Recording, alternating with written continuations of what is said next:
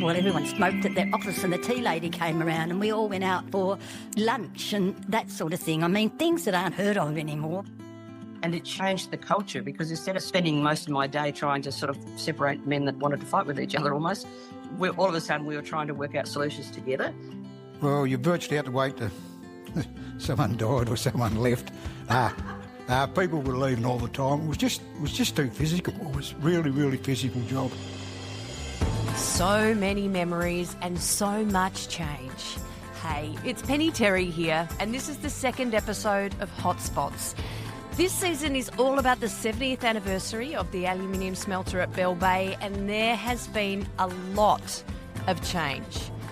And the stories that can really help us understand how much are those from the people who've spent the majority of their working lives, in some cases all of it, working at that site. We were part of, I think, the world first in a whole range of things. And on this episode, we'll hear about 4 of them. 4 things that we see or use almost every day that got their start out at Bell Bay.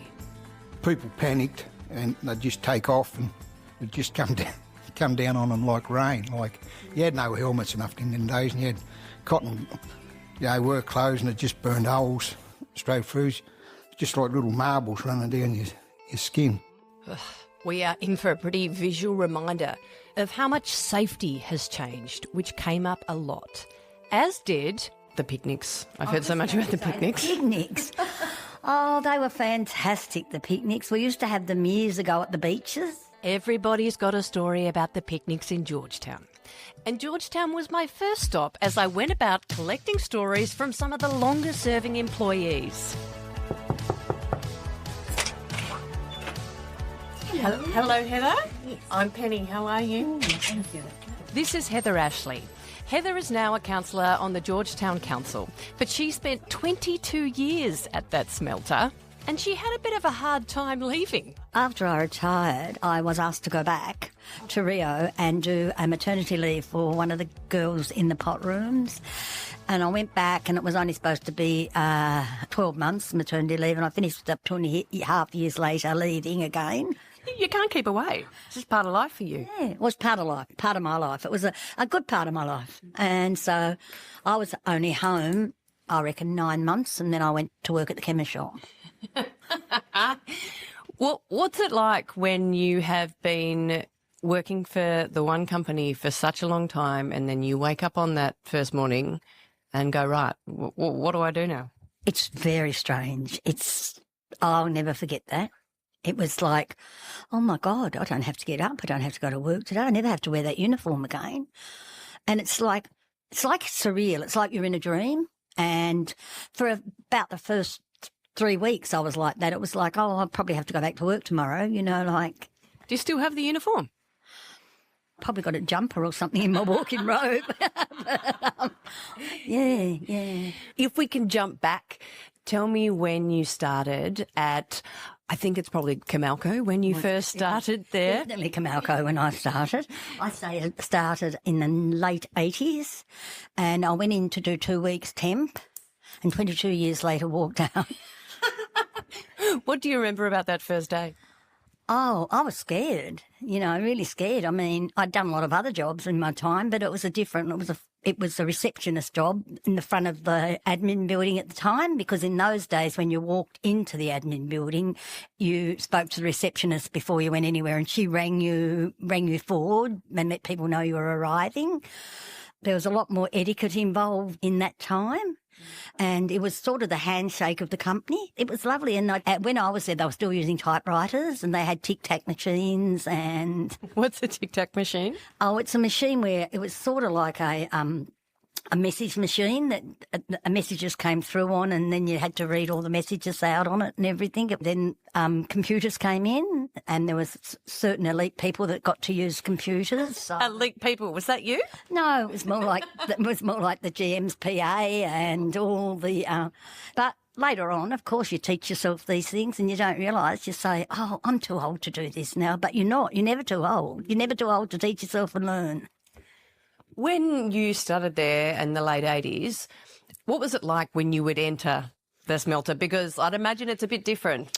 When you walked into the smelter, there was a great big reception desk, and you sat behind that in your country road uniform with your pearls on and your hair done and perfume and everything just perfect, and very different time from now. The change from the country road to the one status workforce was a bit hard for the women that had worked in the country road for a lot of years. Tell me about that. What do you remember? Well, I remember we used to have beautiful pleated skirts, lovely white shirt and a vest. And then we went to the yakka. It was all blue in the beginning, the yakka work trousers and work top, and over the years it's just progressed into the colours as well. So, and I remember still trying to tart mine up a bit with pearls and when you think back, it didn't do too bad for a yakka shirt. Did you go to a fitting and then you're just putting on what would have felt like a very different uniform? When we wore the other uniforms, we had them all fitted, and people would come down, they'd bring their uniforms down, they'd fit them, everything. But when we went into the yakka, you just went, oh yeah, I'm a 12. They had women's 12s, women's 14s, women's 16s, and so on in shirts. And you just went into SAP and ordered yourself what you needed. So what did you call the policy that changed? It was called one status workforce. So, which meant men and women were all equal. And that's one of the things that I did notice over my years with Rio was the fact that I seen women come through the team and become part of the management team, where when I first started at Rio, there weren't many women in the management team. They were all men. It was everyone smoked at their office, and the tea lady came around, and we all went out from time to time for a lunch and that sort of thing. I mean, things that aren't heard of anymore, but that's what happened in the 70s and 80s. That's just was life, We often talk about or hear in workplaces that change is constant, and it sounds like you've dealt with that a fair bit. What do you remember about these changes happening and how they were rolled out, and whether they were embraced or whether there was a little bit of pushback? How did it play out? I think with people that had worked at the smelter for a lot of years, there was a little bit of, every time there was a change, there was like, oh, here we go again. And then there were people like myself that embraced change, thought that every time we had a change, it was something good for the smelters. And usually it was. But my time at Rio, at Camalco, it gave my family a very good life, brought my children up, they went to uni, all of those sort of things. I don't know whether we would have been able to afford that had I not got the opportunity of working in a company like that. And I worked with some amazing people. I learnt from so many amazing people. Is there anyone you want to shout out, or will we miss people off the list? Is that a bit of a danger zone? I don't know. I think somebody that I really respected and worked with was Ray Masogal. Ray was very, very, very good to work for. And John Lemberg, Bob Harkness, very good to work for. Michael Parks, all people that I were PAs to and learnt a lot from, Well, let's rewind a little bit, because you're talking about being a PA here, but when we started the conversation, you started on the reception desk. Your 2 weeks was up. What happened from there? Oh, then I just stayed on the reception desk. They said, would you like me to us to renew your contract? And it went on and on and on. And I don't think I was, as I say, about 18 months before I actually applied for a role as a PA to Michael Parks when he was in personnel at the time, and I got that role. And that started the ball rolling then with PAs. I just went from one manager would leave, another one would come in, or else another job would come up in another area and you'd say, oh, I might apply for that one, and you'd get that one. And eventually I just went through everything that was there. I finished up working for the GM for a while. So, it was like I'd gone right up the tree. Yeah. And how did the role of a PA change in that time? Oh, heavens, it changed a lot, because in the beginning you were taking notes and you were doing everything for the person that you work for. What do you mean by everything? Well, you were like booking appointments, booking travel, typing out all his notes, drawing up flow charts for him, doing packages, all sorts of things. But as time went by, a lot of those managers decided that they could do a lot of that themselves. So the role became a little bit less of doing that sort of thing, and then you progressed into roles of becoming an auditor for like safety, or did other roles that were out there, or down onto the floor. And I can remember walking through the pot lines when I was working in the pot lines, and I was thinking, oh, this is such a scary place, you know. And then you find out that women are actually going to be starting on the pot lines in 3 weeks, you know, and you go, oh, my Lord, you know, like those poor girls. But they loved it, and now it's such a one-status workforce, and there's so many women working. I mean, it was a very select few women working at Comalco when I was there, and they were all maybe PAs or worked in the typing pool or, you know, not out on the floor. But once we got out on the floor, I tell you, I think we surprised the men what we could do. But it was the world progressing all the time. And if you didn't move along with that progression, well, you stagnated. 22 years, so many changes. There must have been some big events or stories or points that you remember. What are some of the big things you remember from your time? We had a great big open day at Comalco, and we bussed all these people in and we showed them. We did all the history of Comalco. People came up and spoke to you, and you talked about your areas, and they had photos taken of all the people that were working there, and they were all in the canteen and in what we used to call the visitor centre.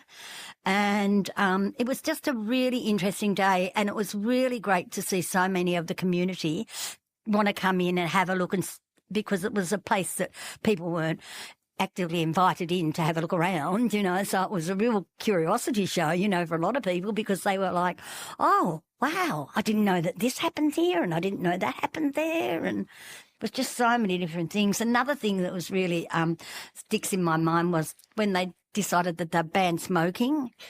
Everybody smoked in their office. You just went upstairs, it was just like a haze, you know, like and then all of a sudden this, you weren't allowed to smoke. And so how did that rollout work? Was it one day, no more smoking, therefore was everyone going outside to have cigarette breaks? It was, on this day, it's going to be a smoke-free workforce. And we were like, and if you wanted to smoke, they had designated areas that you could go outside and smoke in, but you weren't allowed to smoke around the doors or anywhere like that. So you'd see these people all going out, and you'd know where they were going, and they were coming back again and going out again. But I noticed a lot of people stopped smoking. So, I mean, it was good, but it was difficult for a lot too.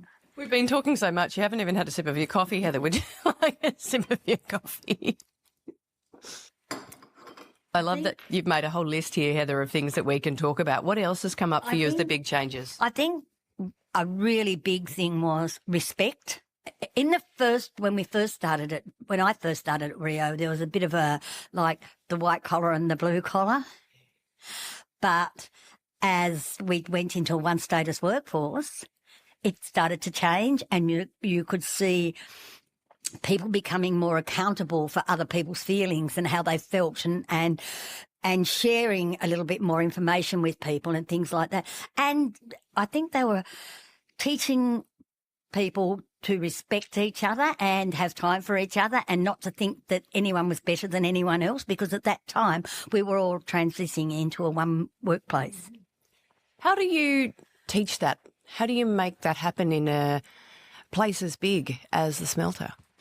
They used to have a stop work meeting every morning. The manager would come down and he'd speak to all the superintendents and the crew leaders, relate what had gone on in meetings, managers' meetings, things like that.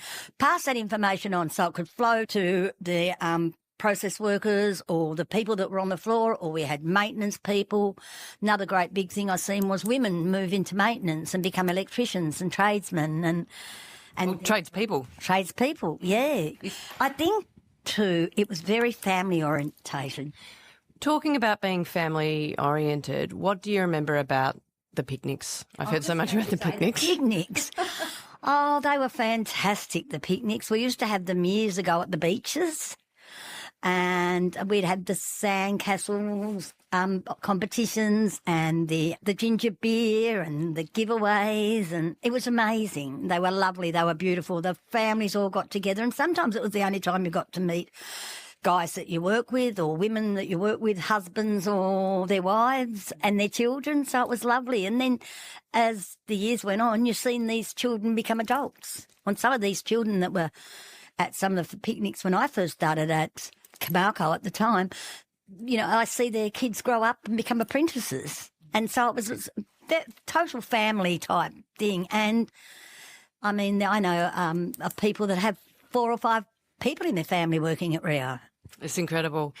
There aren't many people these days that stay in the one place working for the one organisation as long as you have. What do you think kept you there? I just love where I live, and I just felt safe, felt I could do my job. I felt safe in my job. They were very good to me. Over the years, they'd been very good to me. If I ever had a child sick or anything that needed help, I always got support from my managers or from the management team, and it just kept me there. It just kept me, I just loved it. I loved my job.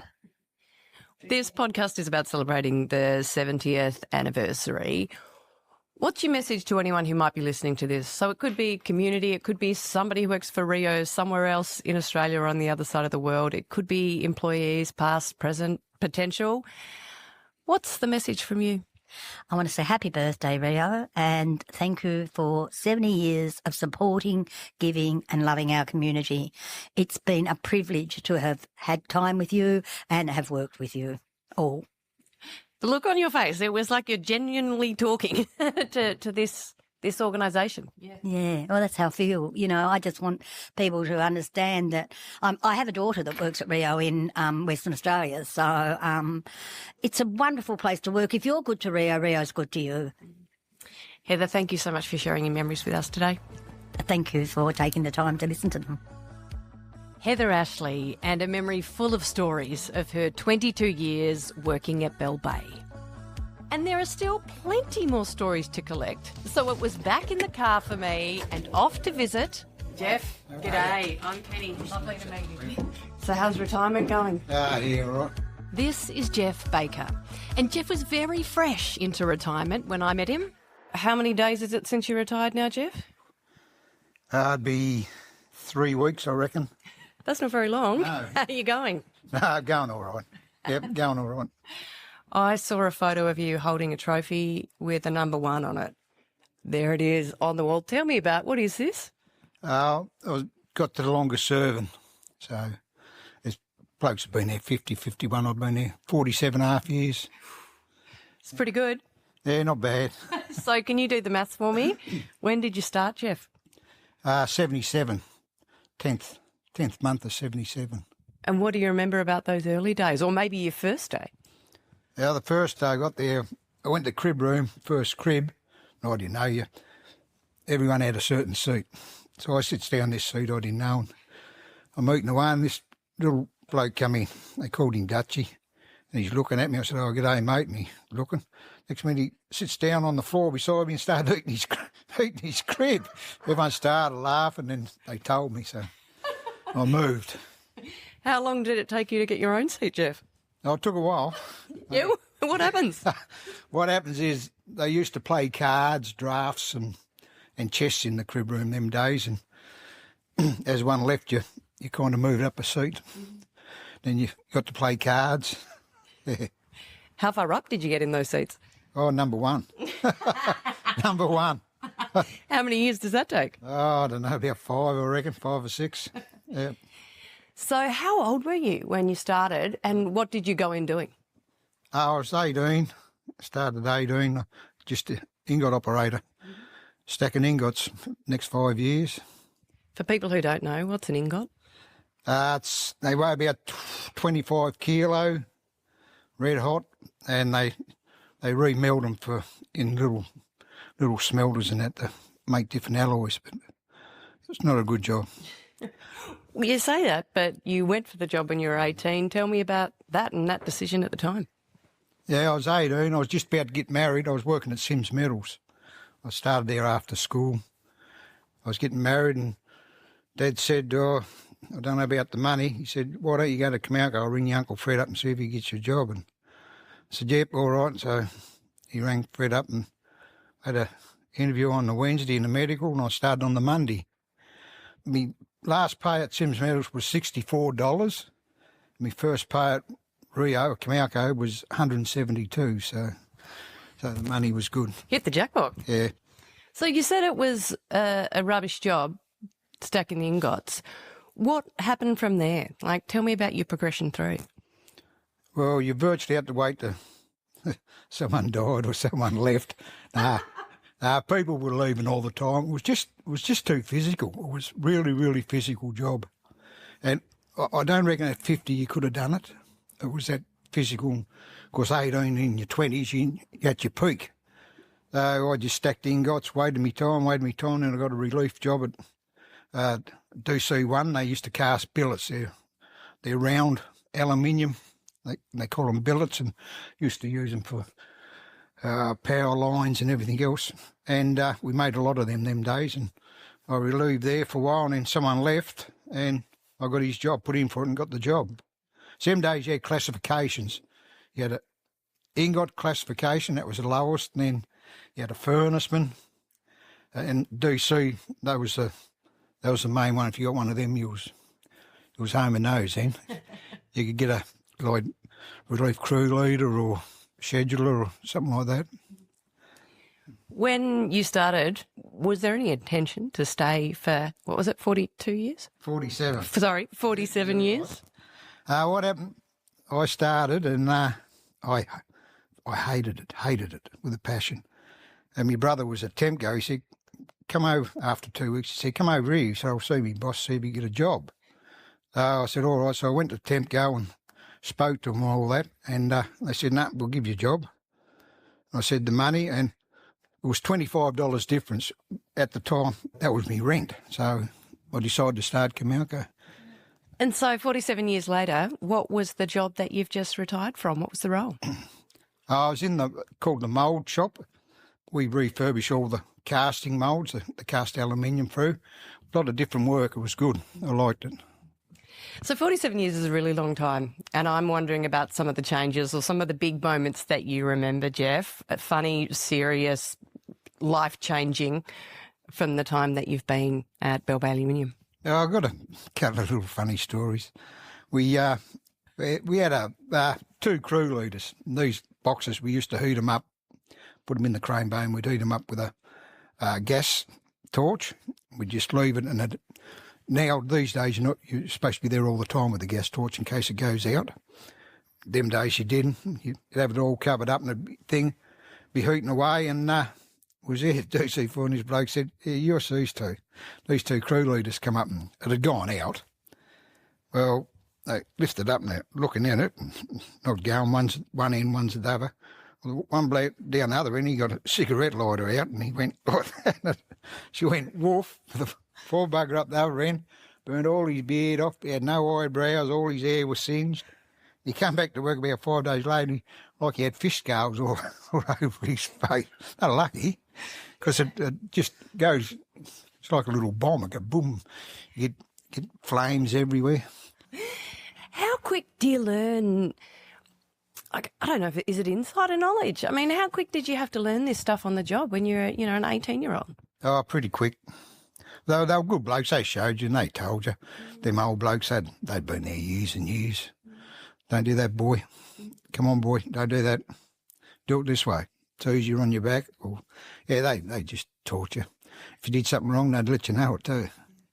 They'd call you some names. Well, maybe that brings up one of the things that must have changed a lot when you were there around safety. And Jeff, look at you like, I don't know if I should tell that story. Safeties, there was virtually none really. Pretty horrendous when you think about it. Pretty dangerous. Always an explosion every day. Every day there was especially on ingots, they'd blow up. Wait, what does that mean? When an ingot's blowing up, what's happening around you where you are? When they start to go into the mould, the mould's wet or cold, as soon as the aluminium hits it, the reaction will just explode. And you was under this that roof in the front, that's all it had. You used to skim the ingots, skim the dross off the ingots, go in, you'd skim it. If they turned the water on too soon, it'd come round, that mould would be wet. As soon as it hit it, you might have 5 or 6 ingots, just go boom, boom. They always told you to stay under there because it'd go up and it'd come down to stay on the roof. But people panicked and they'd just take off and it'd just come down on them like rain. Like, you had no helmets or nothing in the days, and you had cotton, work clothes, and it just burned holes straight through, just like little marbles running down your skin. That'd happen every day. Do you ever get got? Yeah, I got a few here, and Just showing me the scars. yeah, one here. Yeah, I got a few, just from burns. Close calls for you, Jeff. Were there many? No, not really. No, but I've seen a couple of really, really bad ones, where people just, one bloke, the shirt was just off him, all his skin was, it was pretty horrific. And in them days, they never had showers around, like they got safety showers everywhere now. All they had was these blankets, and we wrapped him up in the blanket, and they called the ambulance and that, and they come and took him away. Yeah. When you reflect on the changes in safety, what do you think about, and how's that been for you as someone who's working and having to learn? The way you do things now, that's the safety's in that, because you do nearly everything with the machine now. Everything, when we done it, was all by hand. You threw your scrap in by hand, so you was virtually on right beside the furnace door, and if it blew up, it would come back out at you or splash out at you. But you don't do none of that no more. It's all done with a forklift virtually. What does it mean for the people who work there, apart from the obvious? That's, they've never ever seen anything blow up before. So what does that mean for the role of someone like you who has been there long enough to remember these accidents? And I wonder how you share that with your teams. You try and tell some of them, they just look at you and don't believe you half the time. But, no, it's come a long way, safety. That's probably the biggest improvement. Again, such a long time there. It must be a huge part of your life, that smelter and the people there and the way of life of shift work? It was me life. That's all I knew. The 8-hour shifts are the worst. I've done them for 20-odd years, first 20-odd years, and you got one weekend off a month. And if you had kids, like I had 3 children, if it wasn't for your wife, it wouldn't work. They had to be mother and father. They'd take them to their sport, take them to school. Afternoon shift, if you'd done a double on the weekend, you wouldn't see the kids for 7 days, because they'd go to school, you'd be in bed because you never got home to midnight. Then they come home from school, you're going to work at 3 o'clock. It was shocking then. They were shocking things, them shifts. When did they change, and what do you remember about that? I think they changed in 2000 or 98. I think we changed. I can't remember. Went to 12-hour shifts. It was a lot better. You had 14 days a month. You had every second weekend off. But by then, all my kids had grown up, so I had to spend time with the wife. What a bonus. What about the people and your workmates, I guess, and what they've meant as part of your life for 47 years, well, and into the future? Yeah, I got some. You probably have 4 or 5 real good mates out there. There's probably 30. You know everyone, but the real good ones. But yeah, I'll have them. They'll be my friends for life. Good blokes. Yeah, it's funny. You learn to love them. 'Cause you spend that much time with them. You know all about their families, and we used to do a lot too in the older days. We'd have family days, go and have a game of cricket. All the kids would come, eat ice cream, cordials and lollies and all that, and kids would all play together, and women would sit around talking and that, and folks having a few beers and a game of cricket. And football. We used to do it all the time. It's really, really good. Sounds like pretty precious memories. Oh, yeah, they were. Oh, they are, yeah.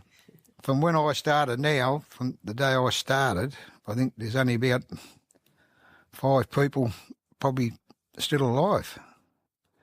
They're all passed away. I was telling Katie, my bossy, the other week, it was Anzac Day. I was watching the granddaughter march. I'm standing there and I'm looking, this bloke's looking at me and I'm looking at him, little fella. I thought, geez, I know him. I thought, Possum Neil. And I went over, I said, Possum, Jeffrey Baker, he said. I hadn't seen him for 44 years. He'd left 44 years and we worked together for, 4 years. And I still knew who he was and he still knew who I was. And he'd been living in Darwin, I think he told me. What kept you there so long? Jeff, I'm literally outliving your workmates. Just, well, I got to enjoy the job I was doing, the mould maintenance and that. I liked that. It was, you had, 4 or 5 different things you had to do. It just wasn't the one. You wasn't on ingots, stacking ingots all day. You just moved around. You could talk to everyone. Maintenance, I worked with them, contractors. It was really, real good job. But that, and of course, well, in the finish, it didn't matter about the money, but the money's, you're not going to go and get straight out of high school and get money like that. No one does these days. Got to do a lot of overtime to do that, but you work there, you don't have to. Any other particular memorable moments, Jeff, that you might share with people? They could be people from Rio, around Australia, around the world, or just community members listening to this. Any other moments?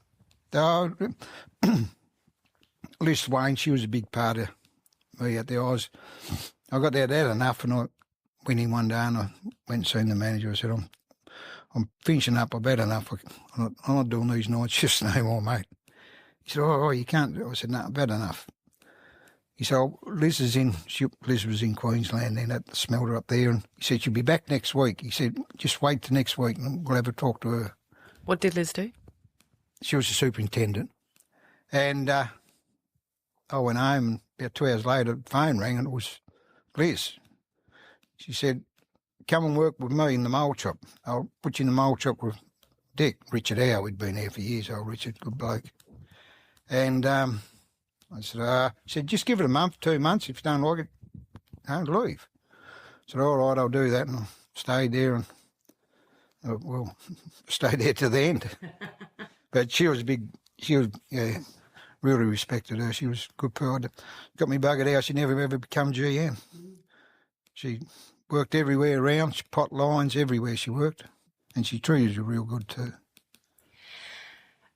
You've got the trophy, the number one. I think you also know who you're handing it on to perhaps later, or have you already handed it on? I handed it on. It was shortest lived one ever, they said. I think it was a week and a half. That feels unfair after 47 years. At least I got it. And so what's it been like in the last 3 weeks waking up? You live in Launceston and not getting in the car and going down the highway? No, I found it hard. But I've been off work for the last nearly a year now. I had 3 operations on my shoulder, new shouldering, nothing worked. Yeah, I'll get used to it, I think. I didn't think I would, but I will. Yeah. How important is that place to your life? How important has it been? Oh, it's been everything. Yeah. Apart from my family, that's second to me. People laugh at me, but I don't care. Family comes second. No, family come first. Oh, I was going to say, wow. Family come first, then that place, people look at me, how can you like the place like that? But no, read me family, I've been on holidays, I own my house, so it's been pretty good to me. I've been sick a few times and they've looked after me real good, so I can't complain about nothing. Jeff, it's been really nice speaking with you. Thank you. No, thank you very much. Jeff Baker. And I reckon I only scratched the surface of the stories that Jeff could tell. But it was time for me to go searching in another person's memory for more stories, and I found my next guest, who Jeff actually mentioned, on holidays in Queensland. We've got a beautiful view out onto the water. It's a bit stormy today, but Whereabouts in Queensland are you at the moment? Bullula. This is Liz Swain. I caught up with Liz over a Zoom call. Liz holds the record for the longest-serving female employee at the smelter, and we started where it all began. It was a really interesting experience because I'd applied for a job that said young men interested in careers in engineering and accounting and chemistry, please apply. So I applied, and they said it was the first time they'd actually ever had a female apply. So a while later, when I was on my first day of employment, I found out that they employed 7 that year rather than normal 6 to see how long the token female would last, which was fairly interesting because I did. But on my first day, I and my 6 friends, and they are still friends now, wandered in sort of looking pretty lost, I think. And we signed off on our contracts on a carbon copy. I don't know if you remember the old typing where you had to carbon copy everything. And that went pretty well. And then the next morning I turned up and they said, look, Liz, that contract you signed isn't valid because you're a female and you can only earn 75% of the male's wages. And I remember thinking, oh, that's a bit tough. And I just said, don't we have a valid contract? And they said, well, actually you do, but we don't have to pay you that amount. And I said, well, do I really have to re-sign? And in the end, I managed to retain my 100% of the same rate that the guys were earning as well. And it was like $15 a week, so we weren't talking a lot of money. But it was probably a lot of money back then. I wonder how aware you were of the stance you were taking in that moment, Liz, or if it just came out of your mouth. A combination, I think. I just remember thinking that doesn't sound terribly fair because I knew there would be a few trials and tribulations ahead of me. When you saw the ad advertised for young men, why did you look at it? Why did you apply? My brother's a civil engineer, and I thought, he's 3.5 years older than I am. He hadn't finished his training, but he was well on the way. And I remember thinking, I can do that. I was a maths and science graduate at high school and going on to matric, and it didn't seem like a barrier. But at the time, when I think about it later, it certainly was. And, no one else applied, so... You got the job, and stepping into that role, I guess the first woman, was it outside admin to be employed on site? Yes, I worked in a lab in my first year, and it was a fairly interesting experience because in a lab, there's a combination of a lot of people that are either highly qualified or just sort of supporting those that are highly qualified. And one of the worst experiences of my life, I think, was my boss dragged me in his office and grabbed me and sat me on his knee and groped me and said, Liz, you'll do anything for me, won't you? And I went, I was horrified. I came from a private girls' school and I really wasn't up to understanding the ways of the world. I was 18, I reckon. And I leapt up and ran out of the office. And half an hour later, I was back in the office with him and his boss. And his boss just said, Liz, you're on a first and final warning. And this is in my first year of working in industry. And I said, well, do you want to hear what happened? He said, no, not at all. But you refused duty and this is your written warning. And it was probably the best thing that ever happened to me because I suddenly realised this is not going to be easy. This is not going to work out fairly in some ways. But it also made me very wary of getting in compromising situations that I couldn't get out of. So contrasting that to 50 years on, all the young graduates that were coming in that were female, I was luckily enough to be able to, first of all, help select them and secondly, mentor as many as I was allowed to. And that was a wonderful experience because whatever their problems were, I'd kind of had some sort of understanding of what can go wrong and all those sort of things. And it was wonderful to be able to diffuse, I guess, quite a lot of those issues that they were so concerned about that didn't sound too bad to me. But I also understood, 50 years of change is a lot of change to come through. And I think we've been in a really fortunate position to just be able to be involved in those changes. And it's probably one of the best times ever. The technology's come through, the people have come through, and now it's just normal to be part of a team where there might be an imbalance of male or female, and it can be either way, but it's normal rather than, striving to not put a foot wrong, having to be almost better than everybody else. I mean, that's a huge experience in your first year, and hearing about the change that you were able to bring and be part of is huge. But I wonder how aware you were that you were the first and what that brought, whether it was pressure or whether it was pride or something else entirely. Probably a combination of those things. I also had a bit of family resistance because my mother thought I should, or my parents really thought I should go to uni and be a doctor or a lawyer, and was fairly horrified that I'd picked this option. So you sort of have the old cultural pressure of what is the right thing to do versus also the, I suppose, wanting to succeed, wanting to be successful in an environment that was completely foreign, but also fascinatingly interesting. And when I graduated as a metallurgist, I was moved into the research department, and that was an absolutely fantastic time. We were part of, I think, the world first in a whole range of things, including making the first aluminium foil. It was called Comalco Alfoil, which is, pretty common in the kitchen everywhere these days, although Comalco no longer make it. We developed the two-piece aluminium can. This is all done in a lab, the pre-work. And I was part of the group to be involved, although a very junior part, to develop the two-piece aluminium can that replaced the three-piece steel can. Tell me more about that, because people now will be picturing what maybe a Coke can. Like, tell me what you mean by two-piece aluminium can rather than the other type. Well, the aluminium can, every can you see today, I'm thinking, are all aluminium cans. Probably the only ones would be maybe some fruit that's still in the little steel can. The steel can, the three-piece can, it's got a solid bottom, a solid top, and a tunnel central part. With the aluminium can, it was drawn sort of through, so squeezed out might be a better way, extruded might be a more understanding terminology.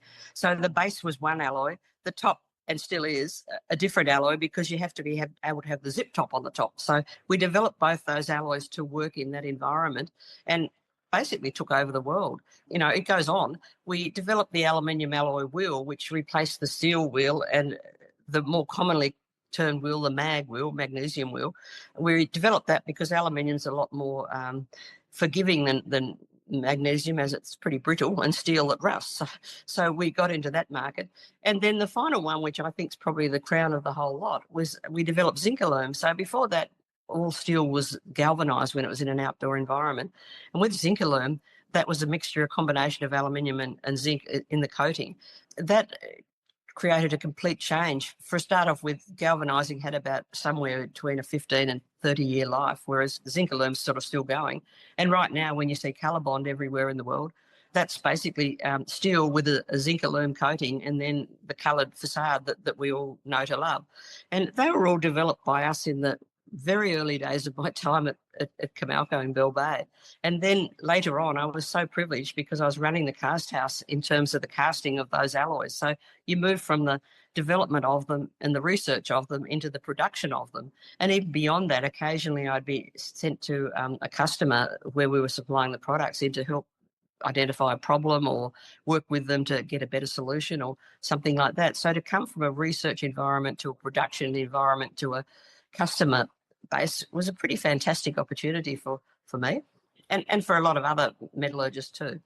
You can't go outside. You can't live without seeing a product, whether it's wheels, roofs or cans, that you've had a part, and many people at that plant at Bell Bay have had part in developing. That's incredible, Liz. I think it's incredible it's not really recognised. Yeah. And, as I said, I was a very junior person, so please don't misinterpret it. Take it.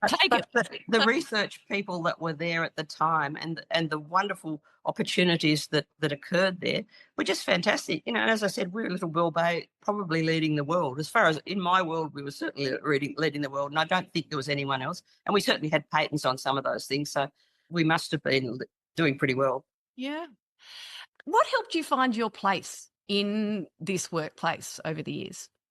I think having several mentors, and let me put the negative to that. I'd go in the workplace and someone would say, you're taking a job away from my son. You shouldn't be here, and women shouldn't be in industry, and a whole range of those sort of negative comments. But along with that, I had some fantastic mentors. They were normally my bosses who sort of saw that I could make a difference. I realised very early on that I couldn't just be one of the boys. I had to be someone else. And the someone else that I worked out that worked for me was to try and listen to the guys that had a grievance or had a concern and try and work with them to come up with a solution.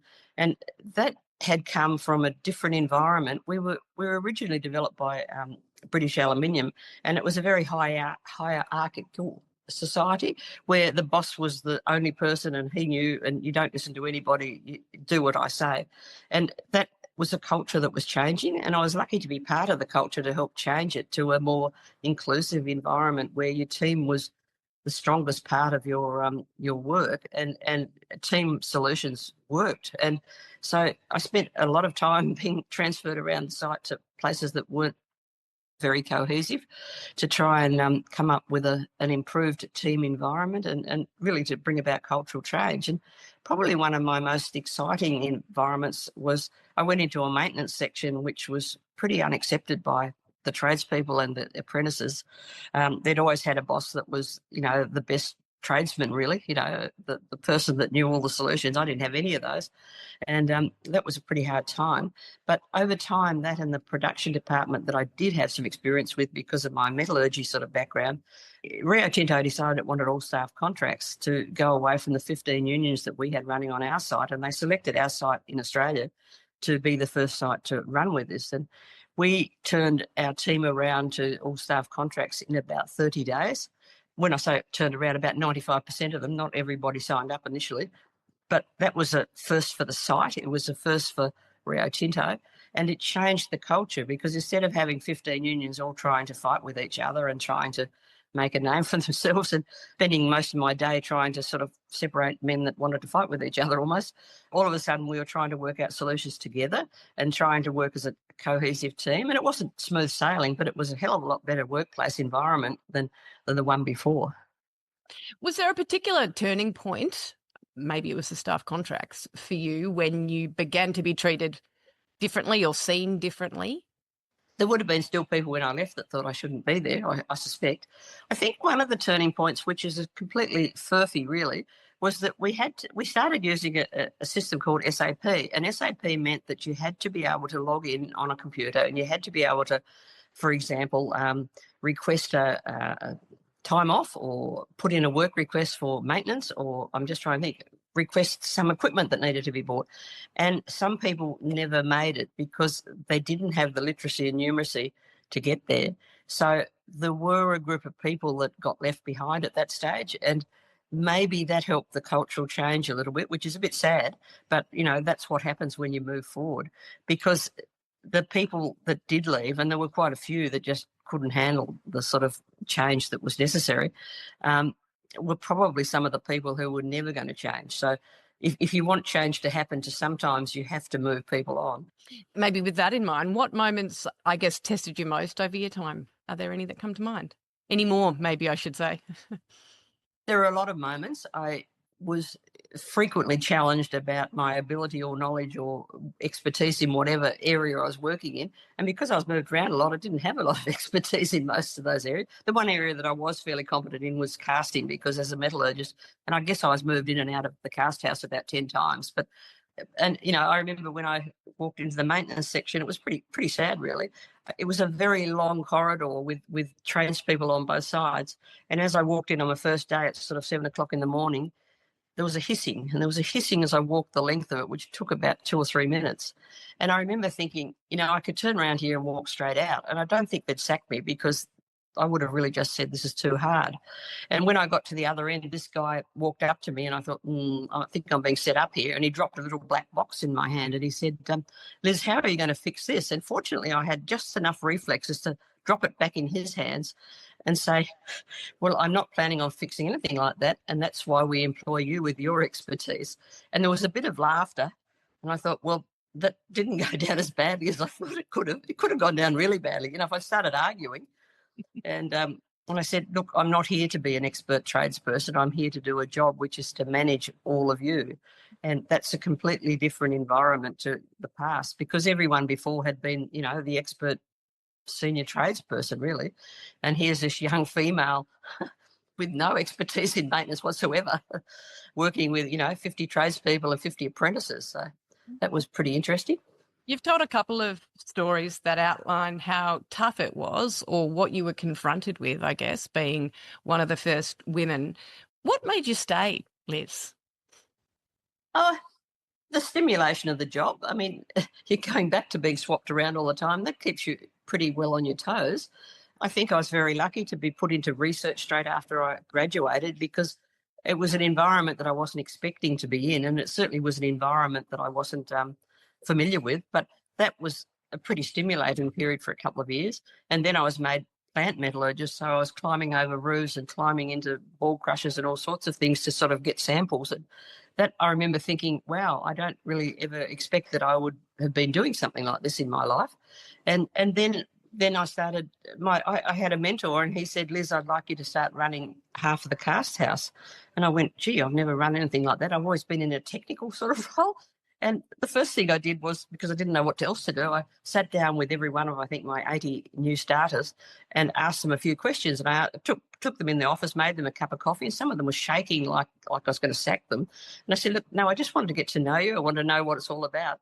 And I thought afterwards, I didn't know that was the best step I could ever take, but it meant that when I went out and worked with the team, I knew everybody. I knew a little bit about them. I could ask about their kids, their wife, their dog, or their footy team. You had to get good at cricket and footy teams. That sort of thing became just a conversation point, because I didn't have much in common in the beginning, to be honest. And that was extremely, just a good feeling. I remember not thinking, and I hate getting up early in the morning, but I got up early in the morning for 43 years. I don't now. And just thinking, I'm enjoying going to work. I'm enjoying being there. Occasionally I felt fairly proud of a personal achievement or a team achievement or just the way we were running, So there was a whole range of things that keep you going. And I think I was probably one of the luckiest people in the world to have such a great job. When you think about some of those proud moments, what do you think was the most satisfying part of your career, or most satisfying chapter of all those different places that you went while you were there?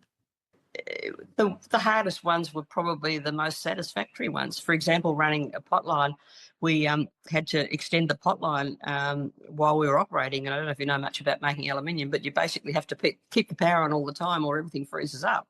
And so I remember working with the engineer to sort of have very short off times that we'd then have to get back up and get up and running, and sort of working your way through something that sounded to me like it was impossible. But anyway, we did make it happen, and the $50 million project came through, and that was fantastic. But I remember at the time thinking, no, this is all a bit too hard, and I don't know how we'll manage this. And I remember one of the other ones, I was in charge of running the carbon baking furnace. The carbon's the sort of sacrificial part. You have carbon plus aluminium oxide makes basically carbon dioxide and aluminium. And the old plant was falling down. The new plant was being built. We had to decommission the old one and run the new one at the same time and keep the plant running. And I just remember thinking, this is all very hard. I don't know how we're going to make this. It was a sort of $95 million project or something. You had to make it work or the plant shut down. And those sort of stresses are pretty high. And I remember I was there on Christmas Day because we had a conveyor that was jamming, and I was passing not far away to go to family lunch.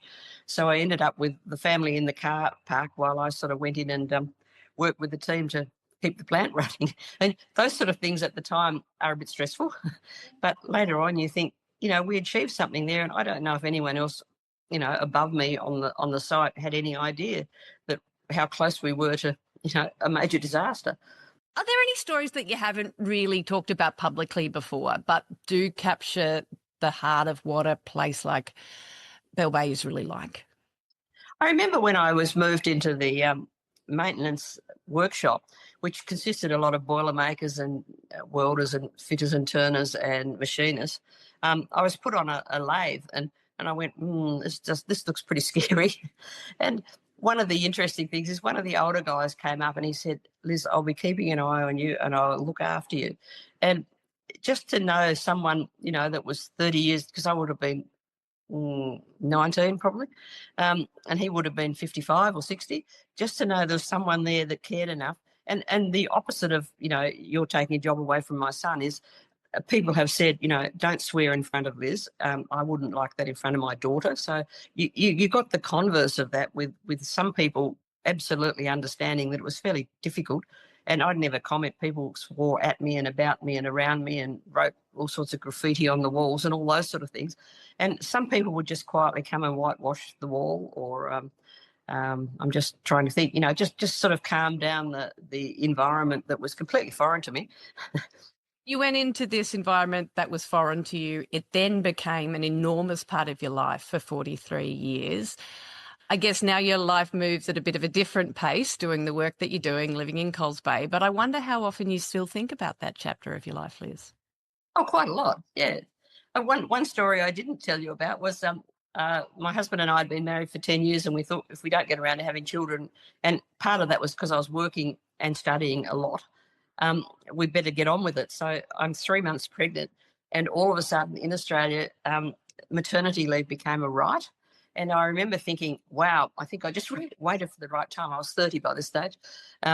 I just waited for the right time. So I wandered into HR and said, look, I'm pregnant and I'd like to apply the maternity leave policy. And they said, well, we don't have one. And I said, oh, well, I'll help you write it. So we wrote a maternity leave policy for me.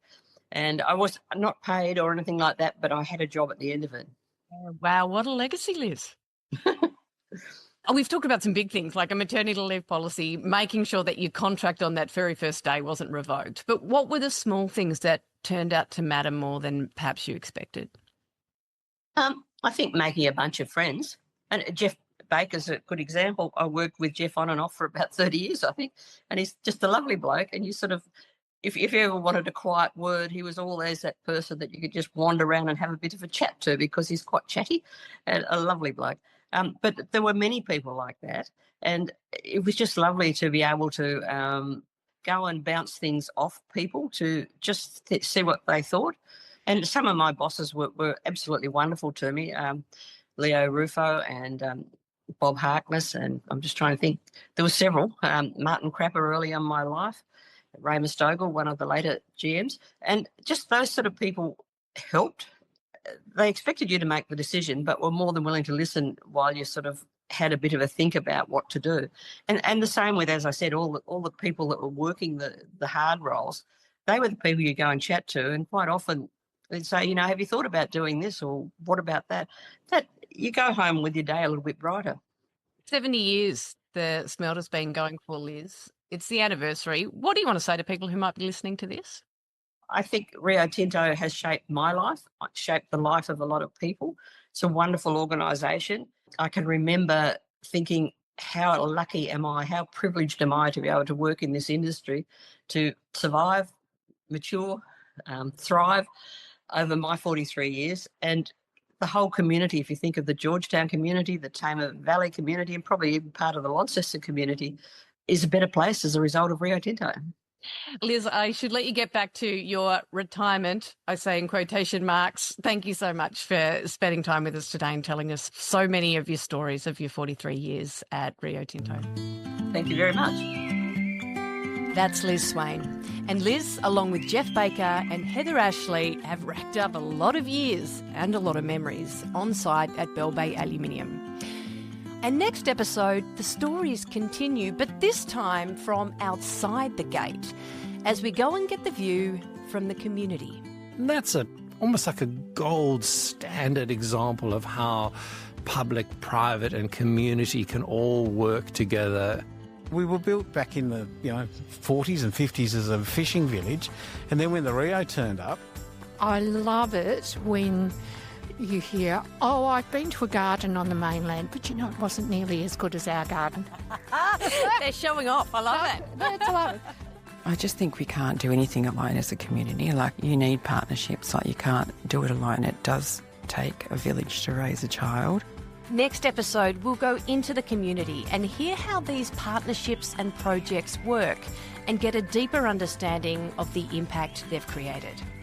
My name is Penny Terry and this is Hotspots, a podcast that gives us a chance to look back on 70 years of stories about the aluminium smelter at Bell Bay.